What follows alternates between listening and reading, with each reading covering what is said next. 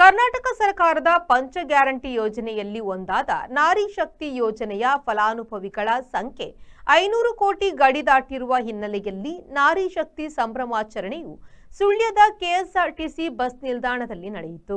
Bus ನಿಲ್ದಾಣದಲ್ಲಿ ಸೇರಿದ guarantee ಅನುಷ್ಠಾನ ಸಮಿತಿಯವರು, ಇಲಾಖೆಯ ಅಧಿಕಾರಿಗಳು, ಕಾಂಗ್ರೆಸ್ ಕಾರ್ಯಕರ್ತರು ಸೇರಿ ನಾರಿ ಶಕ್ತಿ ಯೋಜನೆಯ 500 ಕೋಟಿ ಫಲಾನುಭವಿಗಳು ಸರ್ಕಾರದ ಯೋಜನೆ ಪಡೆದುಕೊಂಡಿರುವುದಕ್ಕೆ ಸಾಧನೆಯ ಸ್ಟಿಕ್ಕರ್ ಬಿಡುಗಡೆಗೊಳಿಸಿ ಸಂಭ್ರಮಾಚರಣೆಯನ್ನ ನಡೆಸಿದ್ರು.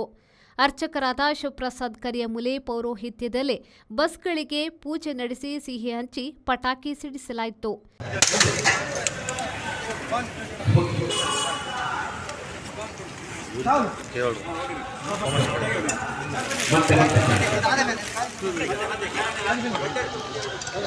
ತೆಂಗಿನಕಾಯಿನ ಉಳಿದು ಶುಭ ಸಂಕೇತ ನಮ್ಮ ಹಿಂದೂ ಸಂಸ್ಕೃತಿ ಇರುವಂಥದ್ದು. ಹಾಗಾಗಿ ಅತ್ಯಂತ ಶ್ರೇಷ್ಠವಾದ ನೀರು ತೆಂಗಿನಕಾಯಿಯ ನೀರು. ಸಂಭಾವನೆಯೇ 5,000, 6,000ರಲ್ಲಿ ನಡೀತಾ ಇತ್ತು. ಅದರಲ್ಲಿ ಅವರು ತಿಂಗಳಿಗೆ 2-3 ಖರ್ಚು ಮಾಡಿಕೊಂಡು ದಿನನಿತ್ಯ ಓಡಾಟವನ್ನು ನಡೆಸುವಂತ ಸಂದರ್ಭ ಕಷ್ಟ ಸಾಧ್ಯವಾದಂತಹ ದಿನಗಳಲ್ಲಿ ಇವತ್ತು ತುಂಬಾ ಈ ಯೋಜನೆ ಉಪಯುಕ್ತಕಾರಿಯಾಗಿದೆ. ಅವರಿಗೆ ಒಂದಷ್ಟು ಬಲವನ್ನು ನೀಡಿದೆ.